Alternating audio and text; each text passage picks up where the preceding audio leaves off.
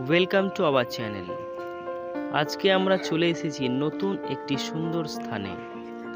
এটি হলো senior citizen home বা বৃদ্ধাশ্রম। এটি অবস্থিত পূর্ব মেদিনীপুরের রাইন নামক একটি গ্রামে। অসাধারণ সুন্দর পরিবেশে তৈরি এই সিনিয়র সিটিজেন হোম। চলুন দেখা যাক বিশেষ কিছু গুরুত্বপূর্ণ বিষয় এই ছোট্ট ভিডিওটির মাধ্যমে। দেখতে থাকুন এই বৃদ্ধাশ্রমের। ওম তৎসৎ। ওম তৎসৎ। হে মহাবিশ্বের স্রষ্টা,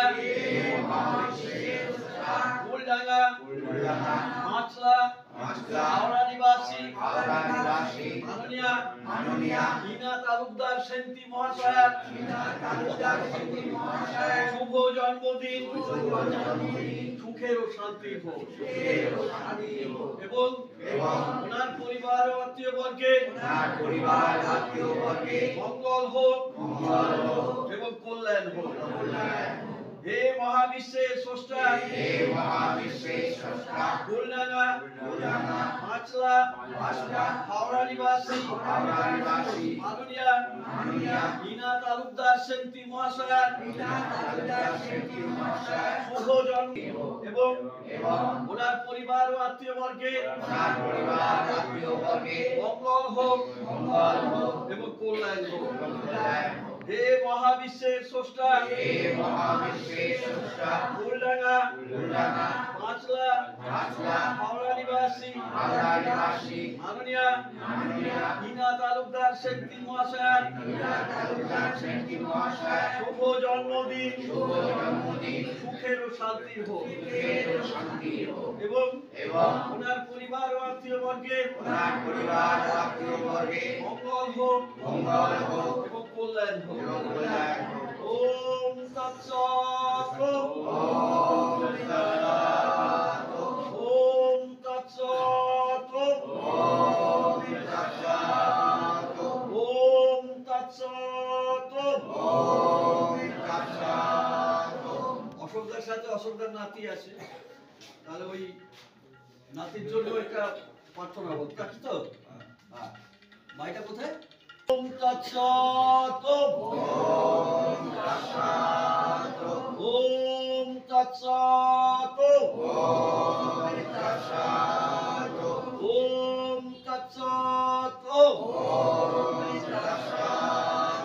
হে মহাবিশ্বের স্রষ্টা,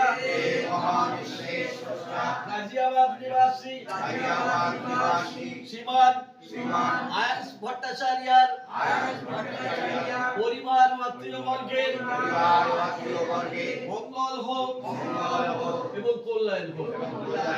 হে মহাবিশ্বের স্রষ্টা, গাজিয়াবাদ নিবাসী শ্রীমান আয়াস ভট্টাচার্যের পরিবার ও আত্মীয় বর্গের মঙ্গল হোক এবং কল্যাণ হোক। হে মহাবিশ্বের স্রষ্টা, গাজিয়াবাদ নিবাসী শ্রীমান আয়াস ভট্টাচার্যের পরিবার ও আত্মীয় বর্গের মঙ্গল হোক এবং কল্যাণ হোক। ওম তৎসৎ। ওম তৎসৎ। ওম তৎসৎ।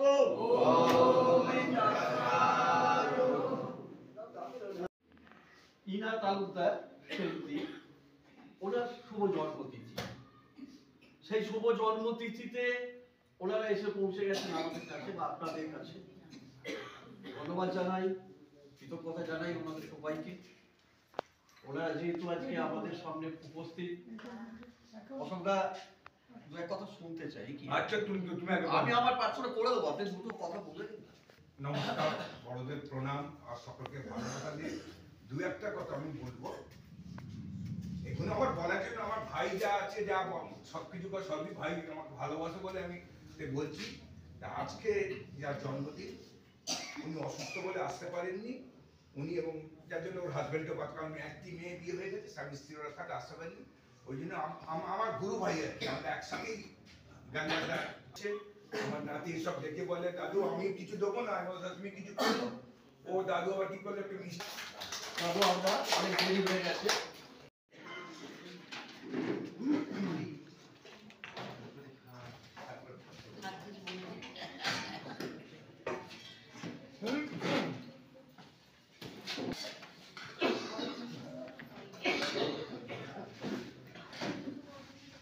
সিনেমাটা বানাজি হ্যাঁ, আর তো বলেছি সেদিনও বলে গেল, এসে কাজ করে তাহলে কষ্ট মনে হয় না।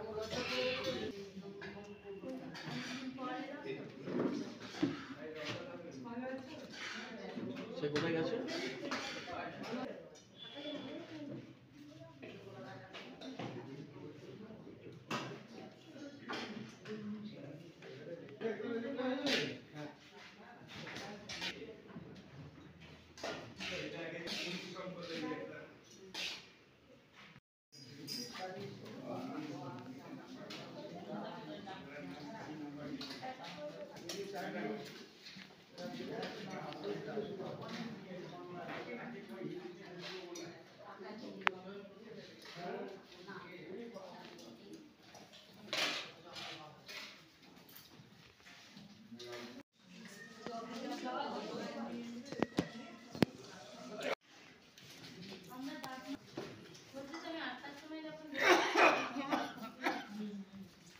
অশোক তো মাসিমার ছবি নিয়েছি, চেয়ারে বসিয়ে। নাহলে গিয়ে তোকে মেরে ফেলবে।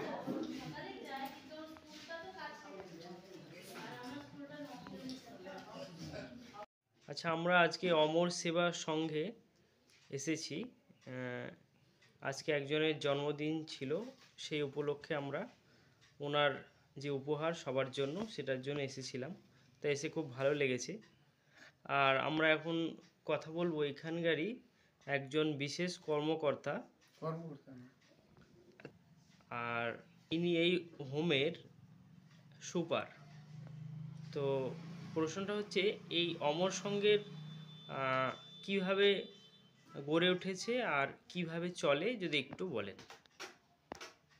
অমর সংঘ আগে নাম দিয়ে চলছিল ধরুন, সেটা অনেক দিন, তারপরে ৭৭-৭৮ সাল থেকে রেজিস্ট্রেশন হয়। তারও 10 বছর আগে অমর সংঘ ছিল, আর রেজিস্ট্রেশন যখন হয় অমর সেবা সংঘ। আচ্ছা, এইভাবে গড়ে উঠেছে। আর আমাদের মূল মানে আয়ের উৎস ছিল মাছ চাষ, এখনো আচ্ছা। আছে। এই বিল্ডিং সবই মাছ চাষ। হুম হুম। আমাদের যে যত বিল্ডিং দেখছেন সব কিছু ম্যাক্সিমামটা মাছ চাষের জন্যই করেছে। আমরা প্রচুর মাছ চাষ করতাম বিভিন্ন জেলাতে, বিভিন্ন জায়গায়। আর তারপরে আমার সেক্রেটারি হচ্ছেন প্রাক্তন অধ্যাপক বলে কিশোর সামন্ত। ওনার অনুপ্রেরণায় মানে আমরা সবাই চলি, আর আমরা সবাই স্বামীজির আদর্শ নিয়ে চলি। আচ্ছা আমাদের সংস্থাতে কোনো মূর্তি পুজো হয় না। আচ্ছা। আমরা সেই পয়সাটা জীবন্ত দেবতার পেছনে যথাসাধ্য চেষ্টা করি খরচ করতে। এইসব লক্ষ্য বা উদ্দেশ্যকে সামনে নিয়ে 1993 সাল থেকে এই বৃদ্ধাবাস শুরু হয়। আচ্ছা। অনাথ অসহায় মানুষদের জন্য এই বৃদ্ধাবাস আজও চলছে। তো সরকারি স্যাংশন 25 জনের। আচ্ছা দুর্ভাগ্যবশত মাঝে মধ্যে 4 বছর 5 বছর এই লাস্ট 3 ইয়ার্স কোনো টাকা পায়নি। আচ্ছা। কিন্তু আমাদের এই মুহূর্তে আছে 63। হুম। তো সেটা এই মানুষের সহৃদয় মানুষের সাহায্যে চলছে। ঈশ্বরের ইচ্ছায় চলে যাচ্ছে, অসুবিধা হচ্ছে না। আজকে একজন কার জন্মদিন, আর বিবাহবার্ষিকী, কার হয়তো কি বলবো বাবা মায়ের মৃত্যুদিন, এইসব বিভিন্ন মানুষজন সেখানে পালন করে। এমনকি 2টো বিয়ে বাড়িও এখানে হয়েছে। আচ্ছা। এইভাবে চলে আসছে। আমরা আশা করব বিভিন্ন সহৃদয় মানুষজন যেন এগিয়ে আসেন, আমরা আরও যেন কিছু মানুষকে সেবা দিতে পারি বা রাখতে পারি। ঠিক আছে, ধন্যবাদ, অনেক ধন্যবাদ আপনাকে।